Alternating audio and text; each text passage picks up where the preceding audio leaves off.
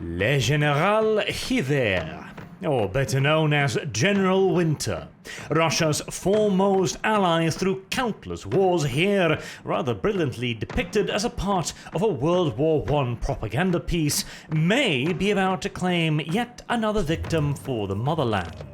Or so at least Putin hopes. There has been a lot of noise recently, I'm sure you've noticed, about the energy crisis, the inflation crisis, the food crisis, the Ukrainian crisis, etc, etc, etc. I even remember mentioning this back in one of the first videos I did about the Ukrainian war, that if the conflict started to drag on, we might all be in for a very harsh winter. And as usual, reality has finally caught up to ours. As here we are, with electricity prices in certain parts of Norway, for example, having quintupled since last year, and we're the ones making the gas used to run the power plants. But what is often overlooked in all the screaming is a confluence of incompetence and planning that sits ever so snugly behind it all. For, as my friend V is so fond of saying, once is coincidence, twice is happenstance, and thrice is enemy action. I'm starting to suspect Putin has been preparing this trump card for a very long time now. Admittedly, I may very well be attributing willful intent to what is in reality nothing more than the habitual incompetence of politicians across Europe, but nevertheless, many coincidences have aligned to deposit us, rather unceremoniously, into the mess we now find ourselves in. So let's talk a little bit about it, shall we? First and foremost, the obvious. Europe does not need to be dependent on Russian gas. Even were we to overlook the obvious answer, nuclear power, the by far best solution, but which also inspires irrational fear in many, there are alternatives sitting right beneath European feet.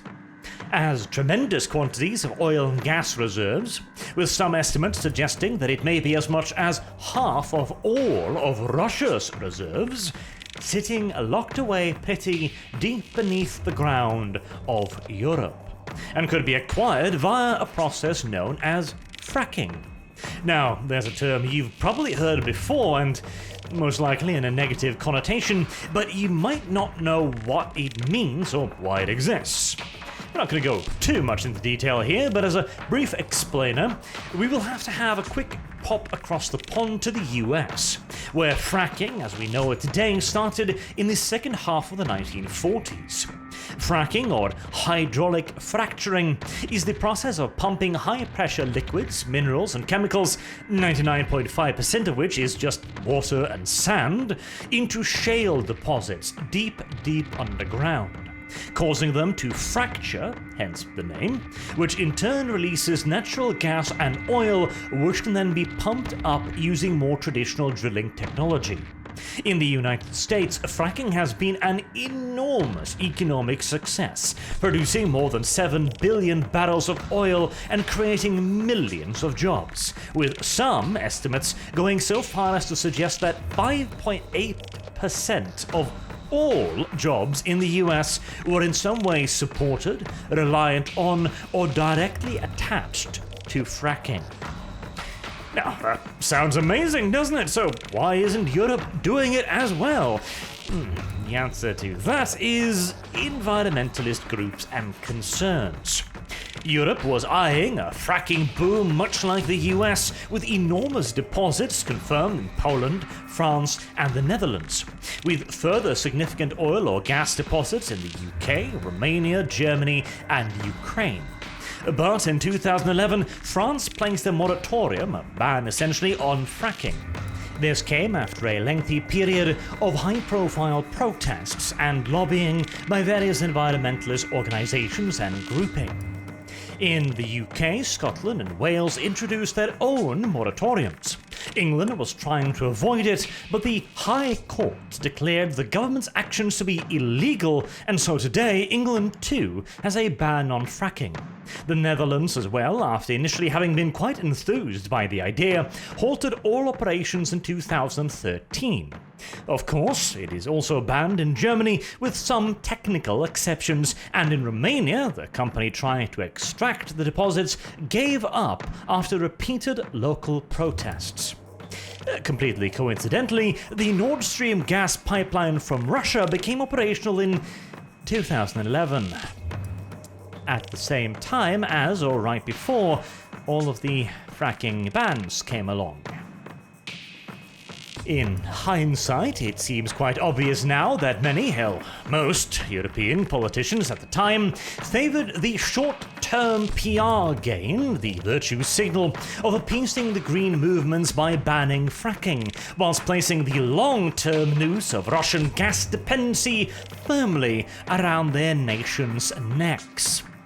Now, you could argue, at least in part, that maybe they simply didn't know any better. Maybe they didn't see this problem coming. After all, back in 2011, Russia was relatively well behaved. But after Putin's little green men annexed Crimea in 2014, the blindfolds should have been off. Despite this, as late as in 2020, the UK promised to ban all future purchases of diesel or petrol cars in the UK for 2030. California is promising to ban fossil fuel cars by 2035. Despite neither the UK or California having any chance whatsoever to actually power all of those electric cars. The trap should have been pretty easily visible on the horizon by now, particularly for the people we entrust to run our nations. And by the way, I mentioned that Poland also had sizable oil and gas reserves. Well, they're fracking away like there is no tomorrow, because they have been dependent on Russia before, and would rather not be so again. In another quinky-dinky winky, by the way, there have appeared several suggestions over the years that Russia was directly funding many of the more vocal environmentalist groups.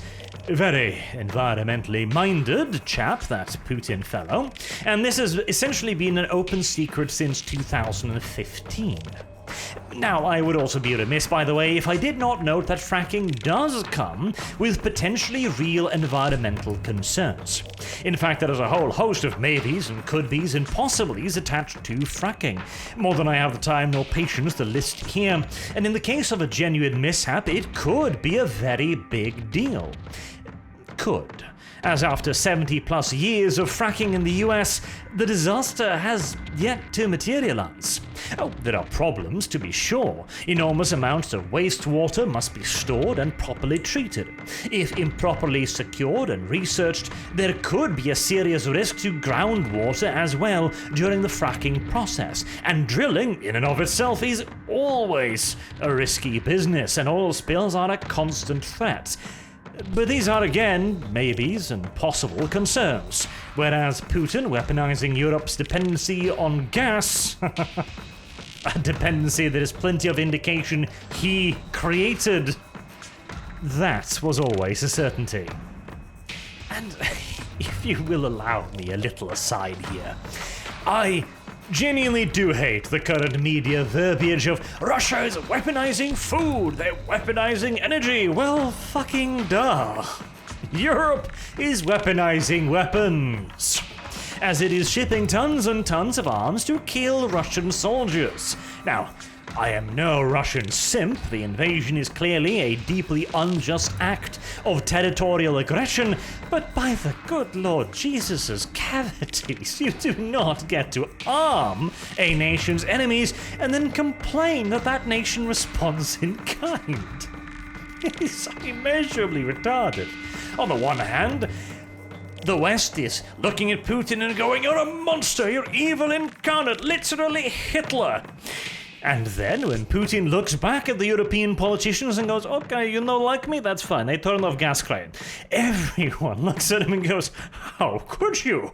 We never did anything to you."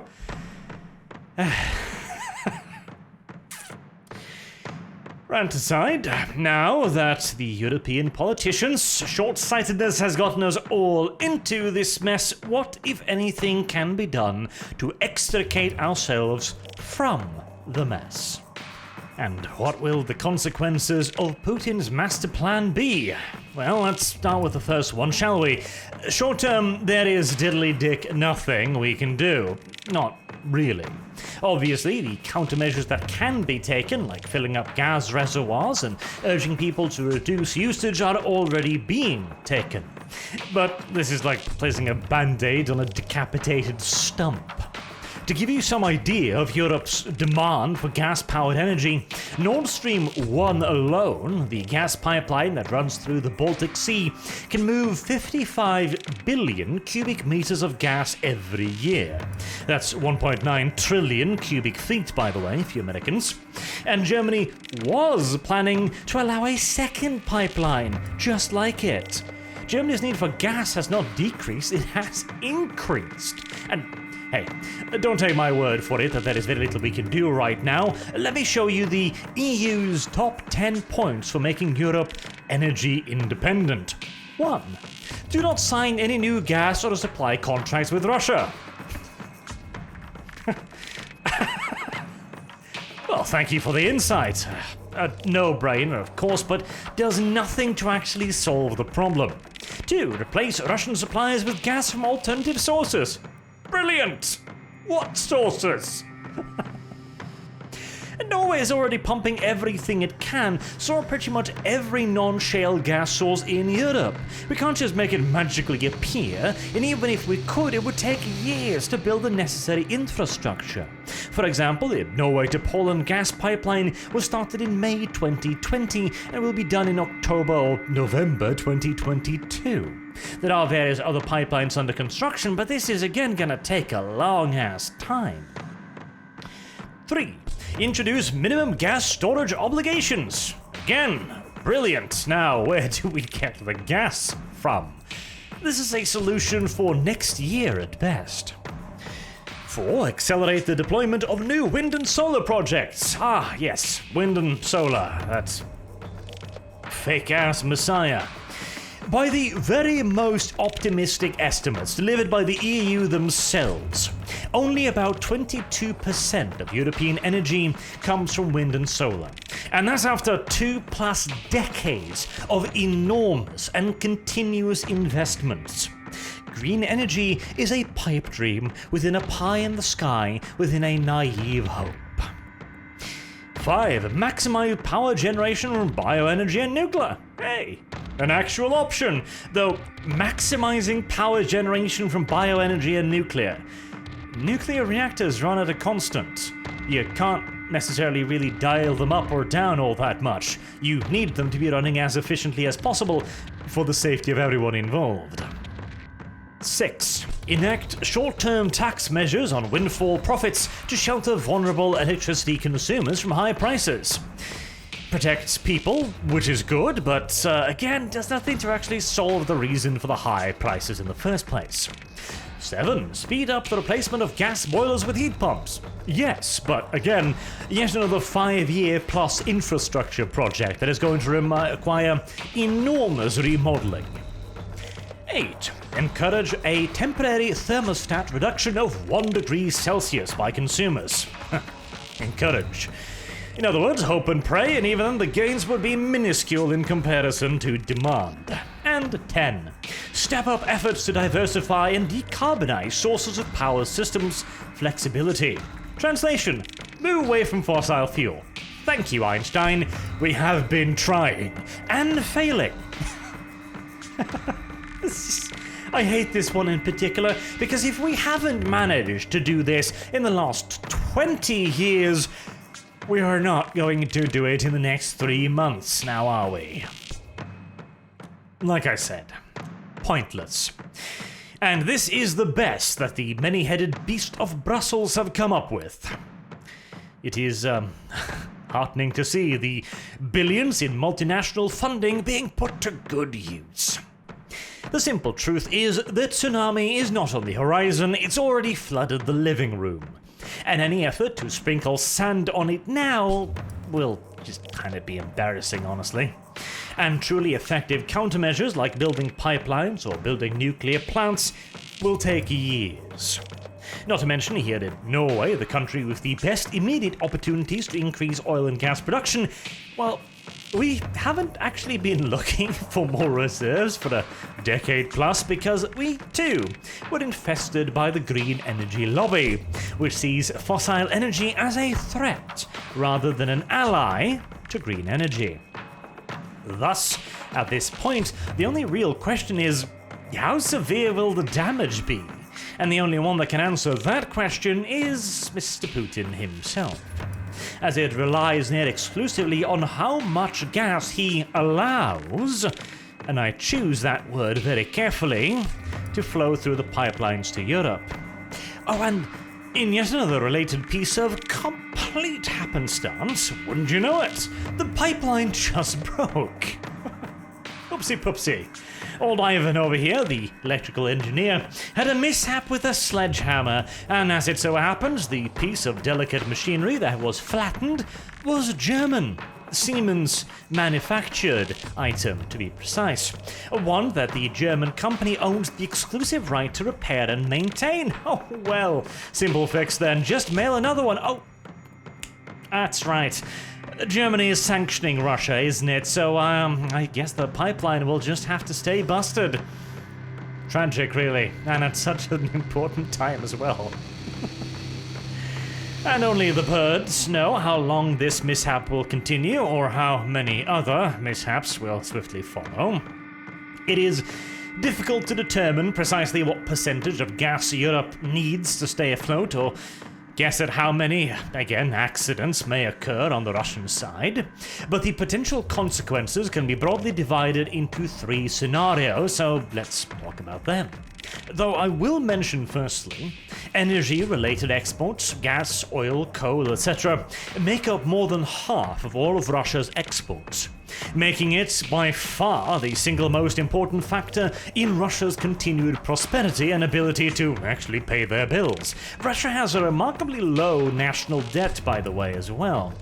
This makes it a big risk to cut supplies to Europe, which is its single biggest market, but the entire reason I'm making this video is because of the skyrocketing prices on oil and gas, which means that Putin could reduce the amount he exports and still earn as much or more than before, to the point that Russia projects delivering a year-end result 20 billion over budget. Now, that is Russian news, so, pinch of salt and all that, but I wouldn't be surprised. And if this is true, then Russia has already earned the money it needs to stay afloat, and can freely hold Europe hostage at gunpoint. Oh, people are freezing to death in Germany. Well, that is, as you say, tough shit, bro. And we would love to help, but with sanctions being so strict, we are going to have to ask for some minor concessions. And if Putin's demands are not met, well, what then? That's when we get to the 3 levels of damage. 1. Business as usual, but with retardedly high gas and energy prices. This is the best case scenario, where Russia keeps the gas and oil pipelines relatively open, and all we really lose over here in Europe is money. And for private homes and businesses, this can be covered by government grants and aid, at least in theory. Now, yes, the inflation is going to suck, as the government is going to have to print yet more money to make up for its massive mistake, and the price of quite literally everything from beer to bread to washing machines will also rise, as the companies will have to deal with power prices even with subsidies well above the normal. But it is far better than the alternative, and will, at the end of the day, be a comparatively small price to pay for the egregious mistakes of putting all of Europe's egg in the Russian basket. Number 2, the halting of industry. In a scenario where Russia really starts to tighten the pipeline flow, the heads of states in Europe will have to make a choice. Let people freeze to death in their homes, or cut back on gas used for industrial production with rationing or perhaps outright halting of production. Obviously, heavy industry, some of which can only run on gas, requires a lot of energy, and thus provides Europe with the quote-unquote easiest gas-saving measures in a scenario where gas is not merely expensive, but simply not enough to go around.